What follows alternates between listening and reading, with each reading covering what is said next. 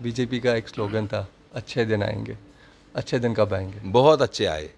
उसके बाद ही मैंने देखा, मैंने परसों भी कहा, आज भी कहूँगा, उसके बाद हमने देखा कि विकास, जो कुछ लोग मजाक कर रहे थे कि विकास कहाँ होगा, उसके बाद ही आपने देखा होगा। मैं अपने एरिया की बात करूँगा, हमें यहाँ से 10-10, 12-12 घंटे लगते थे डोडा जाने में।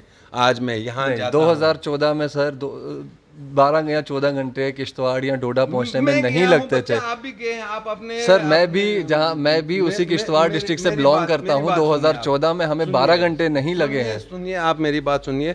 क्या आज पुलडोडा से किश्तवाड़ तक 4 लेन रोड तैयार नहीं हो इतनी रही है? ठंड के मौसम में जहां लोगों को, सरकार को चाहिए कि लोगों की सुरक्षा करे, लोगों को ऐसी चीज़ें मुहैया कराए जो उनको ठंड से बचा सकती है। जिन लोगों के पास घर नहीं है, वहाँ उल्टा सरकार कर रही है। जिन लोगों के पास घर है उनको बेघर कर रही है इस सर्दी में। क्या वो कहना चाहिए? सरकारी प्रक्रिया होगी। अगर वो उनके उस सिस्टम में वो गलत जगहों पर बने होंगे तो ऐसा नहीं लगता है कि जिन लोगों ने वो कानूनी तरीके पे बनने दिए हैं, क्या उन लोगों को उनके ऊपर कोई कार्रवाई नहीं होनी चाहिए? सिर्फ उन्हीं लोगों के ऊपर कार्रवाई होगी या उन्हीं लोगों के घर टूटेंगे जो उसमें रह रहे हैं?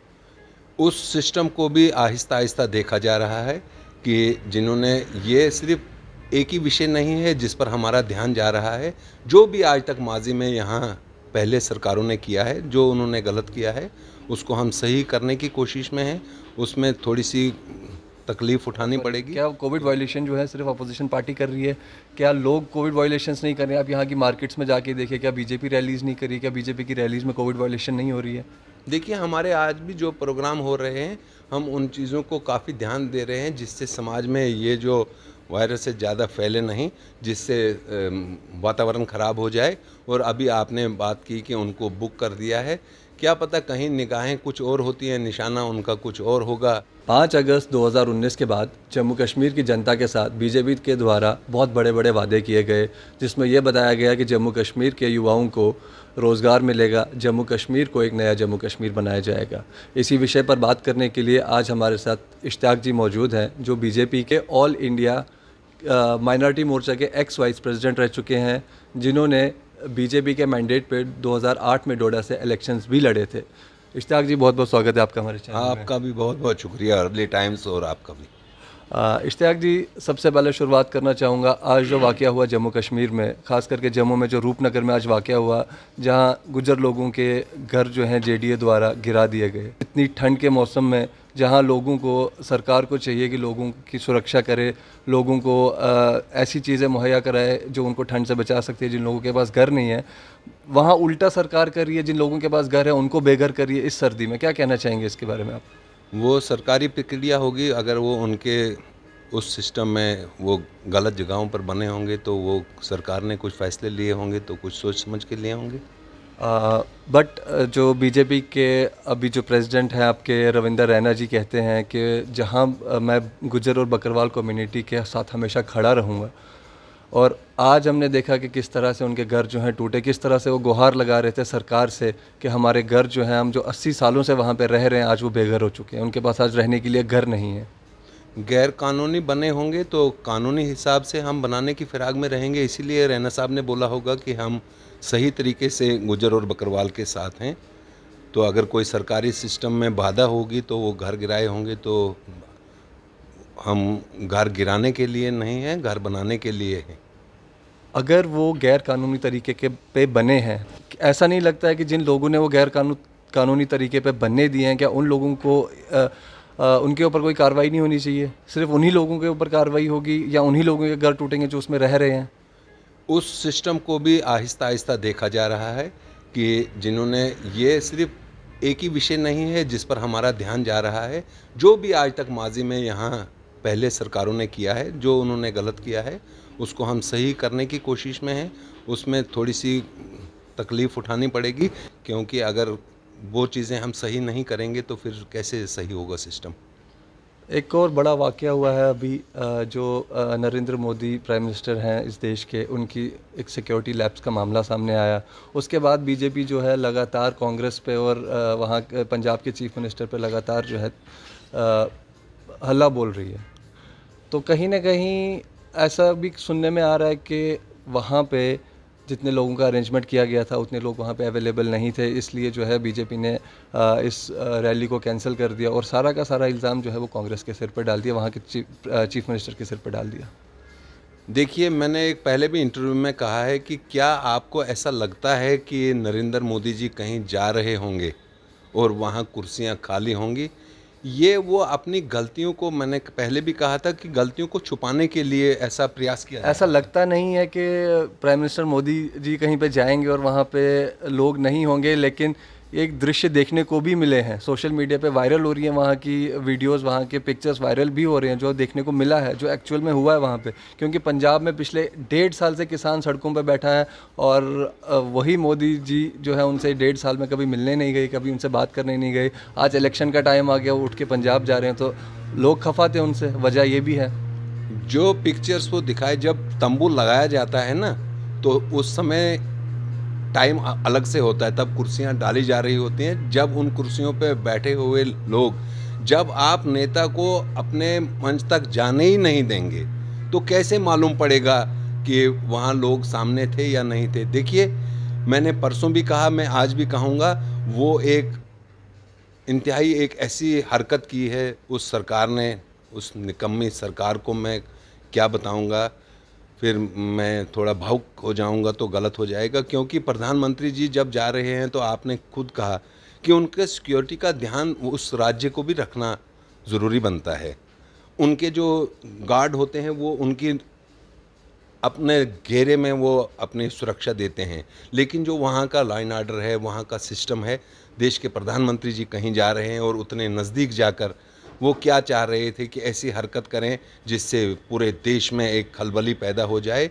मैं बोलता हूँ, मुबारकबाद देता हूँ मैं उन लोगों को और उस इन्फॉर्मेशन देने वालों को जिन्होंने पहले ही, और मोदी जी ने जो उस समय एक बेहतरीन डिसीजन लिया वो सराहनीय था। उन्होंने सोचा कि लोगों की सुरक्षा पहले ज़रूरी है और जल्द से तो करने ही, हमने बाद में भी करने, अभी देखा जाएगा ना, आगे आने वाला समय है, कितनी कुर्सियां खाली होंगी।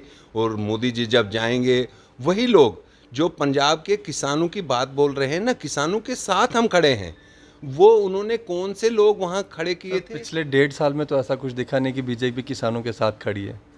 देखिए, ये मुमकिन हो ही नहीं 700 से ज़्यादा किसान मरे हैं पंजाब में। हमारे ज़्यादातर नेता जो हैं वो किसान परिवारों से ही आते हैं, और मोदी जी खुद जिस जगह से उठकर आए हैं उनको गुर्बत का सही एहसास है, वो उस बारे में जानते हैं, और वैसे नेता को पूरी दुनिया मान रही है। देखिए, नरेंद्र मोदी जी को मैं एक भारतीय जनता पार्टी के कार्यकर्ता होने की हैसियत से ही नहीं प्यार करता हूँ, वो पूरी दुनिया में इस समय मशहूर हैं। और बड़ी अजीब सी बात है, और कुछ चैनल्स वालों ने चलाया कि मोदी जी जा रहे थे, कुर्सियाँ खाली थी।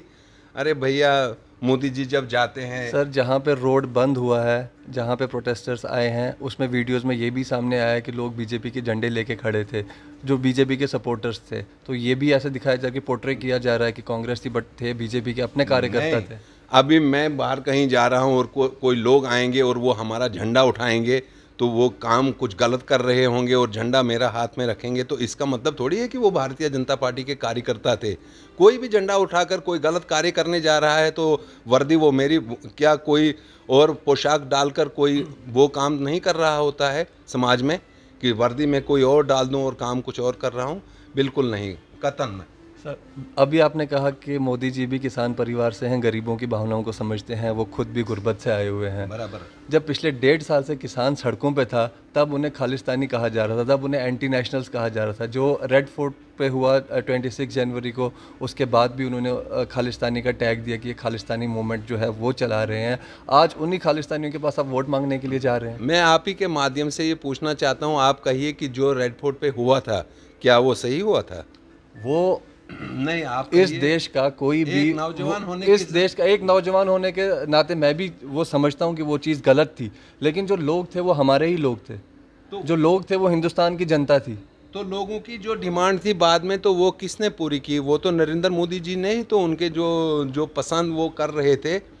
देखिए, एक बच्चे को अगर तकलीफ़ है, उसको डॉक्टर ने हमें बोला कि इसको दवाई दे दो, वो दवाई तो कड़वी होती है, बच्चे को बचपन से ही मालूम होता है दवाई कड़वी है। अगर माता पिता समझदार होंगे तो आप मुझे बताइए कि वो बच्चा जब जिद करेगा मैंने दवाई नहीं लेनी है, तो क्या माँ और बाप जो उसका होगा समझदार, वो उसकी वो दवाई नहीं उसको पिलाएगा? ये दवाई जो है इलेक्शन के टाइम पे क्यों पिलाई गई? इलेक्शन से पहले 1.5 साल तक ये दवाई क्यों पिलाई नहीं गई? मेरी आप बात पूरी समझे नहीं। जब वो दवाई पिलाने के अगर समझदार वालिदैन होंगे तो वो ज़बरदस्ती भी उसके मुंह में वो दवाई की टिक्की डालते हैं, इसलिए कि उसका स्वास्थ्य ठीक रहे, वो उसको ठीक हो जाए, उसके स्वास्थ्य को ठीक करने के लिए वो दवाई दी जा रही होती है। तो बच्चा कभी कभी मुंह बंद करता है और समझदार माँ उसकी नाक बंद करती है, वो तो उसकी सांस बंद करने के लिए नाक बंद नहीं कर रही है। अगर वो उसकी नाक बंद कर रही है, उसके चम्मच मुंह में डाल रही है, तो उसके स्वास्थ्य को ठीक करने के लिए होता है। बच्चे को उस समय लगता है मेरे से ज़िद हो रही है, बट वो उसके स्वास्थ्य को ठीक करने के लिए सारी प्रक्रिया हो रही होती है। अभी जो है रिसेंटली एक वाक़या कश्मीर में हुआ। महबूबा मुफ्ती जी अपने वालिद साहब, मरहूम वालिद साहब की कब्र पे फातह ख़्वानी के लिए जा रही थी उनकी डेथ एनिवर्सरी पे। उनको और उनके वर्कर्स को जो है बुक कर दिया गया कोविड वायलेशंस के अंडर। क्या कोविड वायलेशन जो है सिर्फ अपोजिशन पार्टी कर रही है? क्या लोग कोविड वायलेशंस नहीं कर रहे हैं? आप यहाँ की मार्केट्स में जाके देखिए, क्या बीजेपी रैलीज़ नहीं करी? क्या बीजेपी की रैलीज़ में कोविड वायलेशन नहीं हो रही है? देखिए, हमारे आज भी जो प्रोग्राम हो रहे हैं, हम उन चीज़ों को काफ़ी ध्यान दे रहे हैं जिससे समाज में ये जो वायरस है ज़्यादा फैले नहीं, जिससे वातावरण ख़राब हो जाए। और अभी आपने बात की कि उनको बुक कर दिया है, क्या पता कहीं निगाहें कुछ और होती हैं, निशाना उनका कुछ और होगा। उसके लिए तो सिक्योरिटी फोर्सेस हैं। कश्मीर में वो हो रहा था और उनके लिए तो सिक्योरिटी फोर्सेस हमेशा रहती हैं। जब भी कैसा कोई अनटोवर्ड इंसिडेंट होता अगर, तो उसके लिए सिक्योरिटी फोर्सेस थी वहाँ पे। तो उसका मतलब ये तो नहीं है कि आप अनवांटेडली उनको ज़बरदस्ती आप कोविड वायलेशंस के लिए बुक करेंगे। देखिए, वो हम नहीं कर रहे, वो कानूनी एक सिस्टम है। अगर उनको उसमें लग रहा है कि जो इस समय लेफ्टिनेंट गवर्नर साहब यहाँ इस शासन को चला रहे हैं, तो वो उनके जितने भी कार्यालय के साथ आगे लोग जुड़े होंगे, जो उनको ठीक बेहतर लगता होगा, तो वो उसी सिस्टम को आगे चलाएंगे। सर बिल्कुल वो लगता है, अगर उनने वायलेशंस किए हैं, उनको बुक किया है, जस्टिफाइड है। बट हमारी मार्केट्स आप देखिए, कोई प्रोटोकॉल नहीं है, कोई भी प्रोटोकॉल को फॉलो नहीं करता है, कोई मास्क लगा के नहीं चलता है। हर इंसान जो है एक दूसरे के ऊपर चढ़ा हुआ है। बाकी पॉलिटिकल पार्टीज़ हैं, बीजेपी रैलीज़ कर रही है, उसमें भी तो कोविड वायलेशन हो रही है। क्या उस टाइम पे कानून को नहीं दिखता है? अभी बोल रहे हैं ना कि अब भी ये थोड़ा सा ज़्यादा हो गया है, और जब जब ये आगे बढ़ रहा है तो हम इस पर पूरे तरीके से पूरा इस पर अंकुश लगाने के लिए तो लोगों ने भी उसमें साथ देना है। जब आप और मैं ही मास्क लगाकर नहीं कार्य चला रहे होंगे, तो आहिस्ता आहिस्ता ये बात समझी जाएगी। एक आखिरी सवाल आपसे। बीजेपी जब इलेक्शन स्टार्ट हुए थे 2014 में, बीजेपी का एक स्लोगन था, अच्छे दिन आएंगे। अच्छे दिन कब आएंगे? बहुत अच्छे आए। उसके बाद ही मैंने देखा, मैंने परसों भी कहा, आज भी कहूँगा, उसके बाद हमने देखा कि विकास, जो कुछ लोग मजाक कर रहे थे कि विकास कहाँ होगा, उसके बाद ही आपने देखा होगा। मैं अपने एरिया की बात करूँगा, हमें यहाँ से 10-10, 12-12 घंटे लगते थे डोडा जाने में। आज मैं यहाँ जाता 2014 में सर 12 या 14 घंटे किश्तवाड़ या डोडा पहुंचने में नहीं लगते थे। आप भी गए हैं, आप अपने सर मैं भी उसी किश्तवाड़ डिस्ट्रिक्ट से बिलोंग करता हूं। 2014 में हमें 12 घंटे नहीं लगे हैं। सुनिए, आप मेरी बात सुनिए। क्या आज पुलडोडा से किश्तवाड़ तक 4 लेन रोड तैयार नहीं हो रही है? 4 लेन रोड का काम चल रहा है। नहीं सर, कोई कैसे चल रहा है मुझे बताइए, कैसे चल रहा है? तो कोई चला ही तो रहा है। नितिन गडकरी जी को पूरे हिंदुस्तान में इसलिए आज जाना जाता है क्योंकि पहले 4 किलोमीटर 5 किलोमीटर रोड बनती थी, आज हमारे 40 किलोमीटर रोड बन रही है। ये जो टनल्स आप देख रहे हैं, ये जो आप सही मानों में इस समय विकास देख रहे हैं, ये जो IIT, ये हमारा एम्स, ये जो आप इतना निर्माण देख रहे हैं, ये कहाँ से आ रहा है और कैसे जा रहा है? सर ये जो टनल्स की आप बात करें, ये टनल्स जो हैं, इसमें से मैक्सिमम प्रोजेक्ट्स हैं जो पिछली गवर्नमेंट्स ने सैंक्शन किए। अरे भैया, कॉपी है, उस पर जब कुछ लिखा ही नहीं होगा तो वो कौन सी कॉपी है? आपने दिखाया 70 साल लोगों को ख्वाब, हम उसको ताबीर में लगे हुए हैं, हम उसको बना रहे हैं। हमने बोला यहाँ बैंक बनेगा, जब कोई चेक लेकर वहाँ गया, वहाँ बोर्ड लगा था कि यहाँ बैंक बनेगा, आप मुझे उसका चेक देते थे जहाँ बैंक ही नहीं बना होता था। हम जो बोल रहे हैं हम कर रहे हैं, हमने जो बोला है वो करेंगे, क्योंकि हमने बोला है बेरोजगार नौजवानों की हमें ज़्यादा तड़पन है। और जिस अंदाज से वही बेरोजगार नौजवान जो है नौकरियां लेने के लिए अभी NHM वर्कर्स जो हैं पिछले 2 महीनों से आपके दरवाजे पर दस्तक दे रहे हैं। सभी को एक ही दायरे में लाया जाएगा। जो आप बोल रहे हैं कि एकदम से अगर सारा कुछ एकदम ही आप समझेंगे कि बिल्कुल सारा एकदम हो जाएगा, मौका दिया है लोगों ने, वो विश्वास भी रखे हुए हैं और हम आपको भी विश्वास देते हैं आपके इस चैनल के माध्यम से। और दूसरी एक बात मैं ज़रूर इसमें जोड़ूंगा और आपके माध्यम से ये ज़रूर बात पहुंचाऊंगा। मुझे बड़ी हैरत हुई परसों कि एक नेशनल प्रवक्ता कांग्रेस की उनका नाम मुझे याद नहीं आ रहा है, दिल्ली में एक इंटरव्यू कर रही थी एक स्टूडियो में, जो इतनी गैर जिम्मेदारा तरीके से एक बयान दे रही थी। उनको पत्रकार ने जब पूछा कि ये जो वहाँ हालात हुए, जो आपने मोदी जी के वहाँ सिक्योरिटी के बारे में बात की, लांबा क्या नाम है उनका,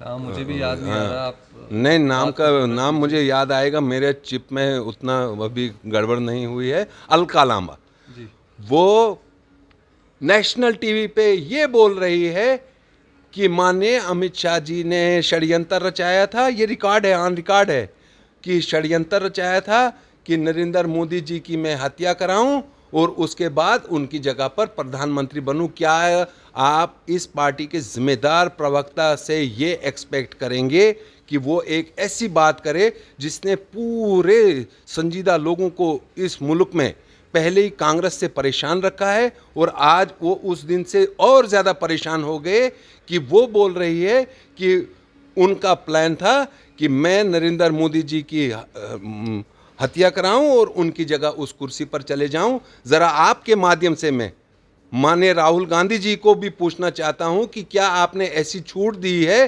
तो जब श्रीमती इंदिरा गांधी जी का कत्ल हुआ, फिर राजीव गांधी जी का कत्ल हुआ, उसके पीछे फिर क्या राज था? मैं इन्हीं अल्फाज के साथ आपसे इस उम्मीद से रुखसती चाहूँगा कि जो पंजाब में हरकत की है, आने वाला समय ज़रूर दंडित करेगा, कांग्रेस को ज़रूर दंडित करेगा। सर बात अच्छे दिन की हुई थी। हाँ। एक अच्छे दिन हमने भी देखे, पेट्रोल 100 से पार हो गया, डीजल 90 रुपये हो गया, गैस का सिलेंडर 1000 रुपये से क्रॉस हो गया, जो ऐसा कभी पीछे नहीं हुआ था। हमें अभी भी याद है जब पेट्रोल 60 रुपये लीटर हुआ था तो कांग्रेस बीजेपी के कुछ ऐसे लीडर्स थे जो प्रोटेस्ट करने पे आ गए थे। कुछ लीडर्स तो चक्कर खा के गिर भी गए थे कि इतना महंगा हो गया, अब हम क्या करेंगे। देखिए, अगर कुछ चीज़ को बचाने के लिए कोई एक चीज़ कीमत पकड़ रही है, इसका मतलब पैसा कहीं सही जगह पर खर्च हो रहा है। अगर दिफा के मामले में खर्चा हो रहा है, अगर 20 लाख की आप गाड़ी खरीद रहे हो, यही गाड़ी आज से पहले 5 लाख में मिलती थी। अगर आपको किसी और चीज़ को जो ज़्यादा सुरक्षा के मामले में उसको आपने बचाना है, तो आपको कोई चीज़ तो थोड़ी सी देखिए। मोदी जी जिस तरीके से इस मुल्क को आप बोल रहे हैं ना, और बाकी लोग भी बोल रहे हैं क्या विकास हो रहा है, सभी लोगों को मालूम है, देश को भी पूरा मालूम है कि क्या हो रहा है और क्या होने की वो उनको आगे संभावना नज़र आ रही है। मेरे भाइयों, आप नौजवान हो, आप लोग समाज में ज़्यादा, मैं नौजवानों के लिए ज़्यादा बात बोल रहा हूँ, उनको नज़र आ रहा होगा कि नरेंद्र मोदी जी जो 330 मेंबर पार्लियामेंट लेकर इस समय इस मुल्क के प्रधानमंत्री हैं, उन पर आपने विश्वास किया है और आप विश्वास करेंगे। अच्छे दिन जो हमने बोले हैं वो देख भी रहे हैं लोग, जिनको वो लाख पढ़ते रहो आप उनको मंत्र, जिन्हें नहीं मानना होता है वो नहीं मानेंगे। वो उन्होंने मन बनाया है कि हमने अच्छे को भी बुरा बोलना है। हमारे डोडा में ब्रिज बना, प्रेम नगर में ब्रिज बना, इसी दौर में जो हमने 3.5 साल का यहाँ टाइम मिला हमें, जो ब्रिजेस हमने कभी देखे नहीं थे। अभी मैंने आपको कहा, आपने बोला हम पहले भी 3 ही घंटे में किश्तवाड़ जाते थे, पता नहीं वो कौन सी रोड थी और वो कौन सी गाड़ियाँ थी जो यहाँ से फर्राटे मारते आपको किश्तवाड़ पहुँचा रही थी। मैंने स्पेसिफिकली आपने 2014 की बात हुई, 2014 के बाद की आपने बात की, तो मैं 2014 से पहले की बात कर रहा हूँ। लोगों ने, आपने इसको रिकॉर्ड करवा रहे हैं, ये लोगों ने देखनी भी है और ये महसूस करेंगे कि क्या वो आज डोडा 4 घंटे में जाते हैं कि वो आज से पहले जो सिस्टम था वो कितने बजे सुबह निकलते थे और शाम को कितने, उसमें मैं झूठ तो आज लोग सुनेंगे ही नहीं। दुनिया भर का ज़माना है ये, आज जो सिस्टम देख रहे हैं लोग बिल्कुल संतुष्ट हैं। देखिए जिस गांव में मैं रहता हूं, उस गांव में मैंने कभी कल्पना भी नहीं की थी कि वहाँ उतना बड़ा जो हमारा मेडिकल कॉलेज बन रहा है, और न सिर्फ वहाँ वो स्टोन लगाए गए, आज देखिए वो 90% तैयार है। वहाँ का उन्होंने जो नक्शा बदल दिया, और उसी तरह आप देखिए जो भद्रवाह से टनल निकलकर आपको 40 मिनटों में हिमाचल के साथ टच कराएगा, आपका सुध महादेव टनल जो हम 4 घंटे में पहुंच रहे हैं, आने वाले समय में आप जम्मू से डोडा 2 घंटे में जाएंगे। यही डेवलपमेंट होती है, इसी के लिए लोग तकदव करते हैं। हमारा स्कूल का सिस्टम, हमारा कुछ लोग पहले कभी स्कूल जाते नहीं थे, टीचर कभी जाते नहीं थे, आज उनको जाना पड़ रहा है। तो अगर जाना पड़ रहा है तो तभी जाकर वो बच्चा पढ़ेगा। इसी तरह विकास आएगा, इसी तरह हम डेवलपमेंट कर सकते हैं, और हमारी एकता, हमारी पहचान बनी रहेगी। और अगर आप कुछ और पूछना चाहते हैं तो हम लास्ट में इतना ही कहना चाहेंगे, हम उम्मीद करते हैं कि वाकई में जम्मू कश्मीर में विकास हो और जम्मू कश्मीर में वाकई अच्छे दिन आए। बिल्कुल, जम्मू कश्मीर में आने वाली सरकार भारतीय जनता पार्टी की होगी, ये मैं आपको विश्वास से कहता हूँ, जज्बात से नहीं कहता हूँ। भारतीय जनता पार्टी का मुख्यमंत्री होगा। बड़ी मुद्दत के बाद लोगों को एक सुकून और राहत। इलेक्शंस कब होंगे जम्मू कश्मीर में? बीजेपी डर क्यों रही है जम्मू कश्मीर में election? Election commission of India जब तय करेंगे तो बीजेपी क्यों डरेगी? हमने अभी पार्लियामेंट में रिकॉर्ड बीट तरीके से यहाँ के वोटरों ने माननीय डॉक्टर जितेंद्र सिंह जी को 3.5 लाख वोटों से वो जीतकर पार्लियामेंट में गए, तो हम क्यों डरेंगे? डीलिमिटेशन पे बीजेपी इतना जोर क्यों दे रही है कि पहले डीलिमिटेशन होगा फिर इलेक्शन होगा? कहीं उनको डर है कि अगर हम डीलिमिटेशन से पहले इलेक्शन करें तो हम इलेक्शन हार जाएंगे? बीजेपी क्यों डरेगी डीलिमिटेशन से? मुझे इस बात की ऐसा लग रहा है कि बीजेपी जो है डीलिमिटेशन पे क्यों ज्यादा जोर दे रही है। आपको लग रहा है कि अवाम को लग रहा है? अवाम को लग रहा है सर। क्या लग हम तो अवाम की बात आपके सामने रख रहे हैं, अपनी बात तो नहीं रख रहे हैं आपके सामने। नहीं आप रख रहे हैं, मैं पूछ रहा हूँ। तो मैंने तो ये पहली बार ही सुना कि बीजेपी डर रही है डीलिमिटेशन से। डीलिमिटेशन से बीजेपी नहीं डर रही, डीलिमिटेशन को सहारा बना के इलेक्शन जीतने की जो है बीजेपी किसी को सहारा लेकर नहीं, बीजेपी अपना प्रोग्राम लेकर अपने लोगों के बीच में जाती है। बीजेपी किसी का सहारा लेकर ना आगे चलेगी, ना हम किसी का सहारा लेकर आदमी आगे नहीं जा सकता है। बीजेपी अपने प्रोग्राम, अपना जो मैनिफेस्टो है वो लेकर लोगों के बीच में जाएगी, और लोग उस मैनिफेस्टो को ज़रूर पसंद करेंगे, क्योंकि हमारा जो आने वाला जो समय होगा यहाँ, तो हम चुनाव से डर नहीं रहे हैं। जो election commission of India date fix करेगा, उनको जो ठीक सिस्टम लगेगा, यहाँ के मौसम के हिसाब से यहाँ की बहुत सारी चीज़ें देखनी होती हैं, तो उन चीज़ों को देखकर जब उनको ठीक लगेगा, तो जिन जिन लोगों को ये लग रहा होगा कि वो उसी दिन पता लगेगा ना, उस मैदान में आकर जब मैच हो रहा होगा, तो उसी वक्त पता लगेगा कि कौन कितने पानी में होगा, उधर ही खबर लगेगी। तो ये थे हमारे साथ इश्तियाक जी, जो बीजेपी के सीनियर लीडर हैं, जिनका ये मानना है कि जम्मू कश्मीर में अच्छे स्थल पर विकास हो रहा है और जम्मू कश्मीर के युवाओं को रोज़गार भी बहुत जल्द मिलेगा। हम उम्मीद करते हैं कि जम्मू कश्मीर के युवाओं को सच में रोज़गार मिले और जम्मू कश्मीर में वाकई अच्छे दिन आए। This is Munib Ahmed signing off for now. Keep watching early times Jammu.